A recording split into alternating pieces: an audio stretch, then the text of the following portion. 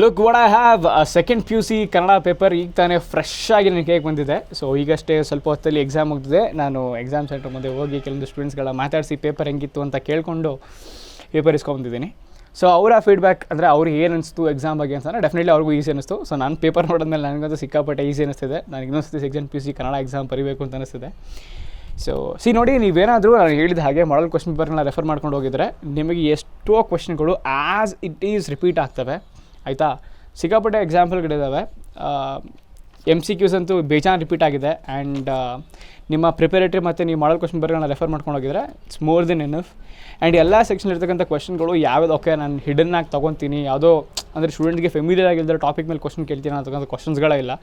ಎಲ್ಲ ಡೈರೆಕ್ಟ್ ಕ್ವಶ್ಚನ್ಗಳು ಕೇಳಿದ್ದಾರೆ. ಈ ಡೈರೆಕ್ಟಾಗಿ ಭಾಷಾ ಬೇಸಿಗೆ ಹೋಗೋಣ ಬನ್ನಿ. ಸಿಕ್ಕಾಪಟ್ಟೆ ಕಾಂಪ್ಲಿಕೇಟೆಡ್ ಪೀಸ್ ನೀವು ಅಂದ್ಕೊಳ್ಳೋಂಥದ್ದು ಈಸಿಯಾಗಿದೆ ಈ ಸಲ. ಸೊ ಕೆಳಗಿನ 2 ಪದಗಳಿಗೆ ಸಮಾನಾರ್ಥಕ ಪದವನ್ನು ಬರೆಯಿರಿ. ಸೊ ಎಲ್ಲ ಹೊಸಗನ್ನಡ: ಬಂಗಾರ, ಚಿನ್ನ, ಕಣ್ಣು, ನಯನ, ಪುಷ್ಪ, ಹೂ. ಈಸಿ ಆಗೋಯ್ತು. ನೆಕ್ಸ್ಟ್ ಬರೋದಾದರೆ ನಮ್ಮ ಹತ್ರ ಇದೆ, ಕೆಳಗಿನ 2 ಪದಗಳ ಗುಣವಾಚಕಗಳನ್ನು ಬರೆಯಿರಿ. ಕಲಿಭೀಮ, ಕಲಿ, ಉಸಿರಿದೆ, ಹುಸಿ, ಕಿರು ಹಾದಿ, ಕಿರು. ಸಿಕ್ಕಾಪಡೆ ಈಸಿ. ಮತ್ತು ಕೆಳಗಿನ 2 ಕ್ರಿಯಾಪದಗಳ ಧಾತು ರೂಪವನ್ನು ಬರೆಯಿರಿ. ಸೊ ಧಾತು ರೂಪ ಅಂದರೆ ಬೇಸಿಕಲಿ ಕ್ರಿಯಾಪದದ ಮೂಲ ರೂಪವನ್ನು ಧಾತು ಅಂತ ಕರೀತಾರೆ.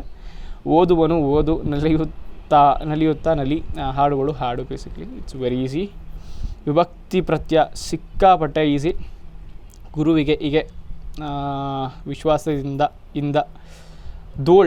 ದೋಳ್ ಅಂತಂದರೆ ಅಲ್ಲಿ, ಸಪ್ತಮಿ. ಈಸಿ, ಸಿಕ್ಕಾಪಟ್ಟೆ ಈಸಿ ಇದೆ. ತತ್ಸಮ ರೂಪ ಕೇಳಿದ್ದಾರೆ. ಆ್ಯಂಡ್ ನನಗೆ ಫನಿ ಪಾರ್ಟ್ ಏನು ಅನ್ಸುತ್ತೆ, ಸ್ವಂತ ವಾಕ್ಯದಲ್ಲೇ ಬರೀರಿ. ಇದು 1ನೇ ಕ್ಲಾಸ್ 2ನೇ ಕ್ಲಾಸ್ ಕೇಳಬೇಕಾದ್ರೆ ಗ್ರಾಮರು.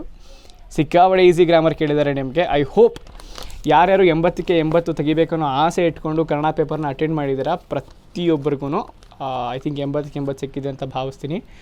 ಕನ್ನಡ ಈ ವರ್ಷ ಸಿಕ್ಕಾಪಟ್ಟೆ ಈಸಿಯಾಗಿ ಬಂದಿದೆ. ಆ್ಯಂಡ್ ನೋಡಿ, ಬೇರೆ ಎಕ್ಸಾಮಲ್ಲೂ ನೀವು ಆರಾಮಾಗಿ ಸ್ಕೋರ್ ಮಾಡಬಹುದಾಗಿರುತ್ತೆ. ಬಟ್ ಎಕ್ಸಾಮ್ಗಿಂತ ಮುಂಚೆ ಮಾಡಲ್ ಕ್ವಶ್ಚನ್ ಪೇಪರ್ಗಳು ತೊಗೊಂಡು ನೀವು ಅದನ್ನು ಸಾಲ್ವ್ ಮಾಡಿ. ಆ್ಯಂಡ್ ಜೊತೆಗೆ ಮೇಯ್ನಾಗಿ ನಿಮಗೆ ಹೇಳ್ತಾ ಇರೋದು ನಾನು, ನಿಮ್ಮ ಪ್ರಿಪರೇಟರಿ ಪೇಪರ್ಗಳು ನಿಮಗೆ ಮುಂಚೆನೇ ಲೀಕ್ ಆಗಿಬಿಟ್ಟಿದ್ದು ಆ್ಯಂಡ್ ನೀವು ಅದನ್ನು ನೋಡ್ಕೊಂಡು ಬರ್ತಿದ್ದೀರಿ. ದಯವಿಟ್ಟು ಒಂದ್ಸರಿ ನೋಡ್ದೇ ಪೇಪರ್ಗಳನ್ನ ಅಟೆಂಡ್ ಮಾಡೋದಕ್ಕೆ ಪ್ರಯತ್ನ ಮಾಡಿ, ಟೈಮ್ ಮ್ಯಾನೇಜ್ ಮಾಡೋಕ್ಕೆ ಪ್ರಯತ್ನ ಮಾಡಿ. ಆ್ಯಂಡ್ ಎಲ್ಲ ಆ್ಯಕ್ಚುಲಾಗಿ ಅಂದರೆ ಹೊಸದಾಗಿ ನೀವು ಎಕ್ಸಾಮ್ ಕುತ್ಕೊಂಡು ಬರ್ತಿದ್ದೀರಾ, ನಾನು ನಾಲೆಜ್ ಟೆಸ್ಟ್ ಮಾಡ್ಕೊಬೇಕು, ಈ ಥರ ಎಕ್ಸಾಮ್ಗಳನ್ನ ಕೊಟ್ಕೊಳ್ಳಿ, ಮಾಕ್ ಎಕ್ಸಾಮ್ಗಳನ್ನ ತೊಗೊಳ್ಳಿ, ಡೆಫಿನೆಟ್ಲಿ ಒಳ್ಳೆ ಸ್ಕೋರ್ ಮಾಡ್ತೀರಾ. But trust me, each and every ಕ್ವಶ್ಚನ್ನು ಪ್ರಾಕ್ಟೀಸ್ ಮಾಡಿ ಮಾಡಲ್ ಕ್ವಶ್ಚನ್ ಪೇಪರ್ ಮತ್ತು ನಿಮ್ಮ ಪ್ರಿಪರೇಟರಿದು ನೀವು ಒಳ್ಳೆ ಸ್ಕೋರ್ ಮಾಡ್ತೀರಾ. ಸೊ ನನ್ನ ಪ್ರಕಾರ ಕನ್ನಡ ಪೇಪರ್ ಸಿಕ್ಕಾಪಟ್ಟೆ ಈಸಿ ಬಂದಿದೆ. ಸೊ ನಿಮ್ಮ ಕಾನ್ಫಿಡೆನ್ಸ್ ಏನೋ ಕಾಮೆಂಟಲ್ಲಿ ತಿಳಿಸಿ. 80ಗೆ 80 ತೆಗಿತಿದ್ದೀರಾ ಅಂತ.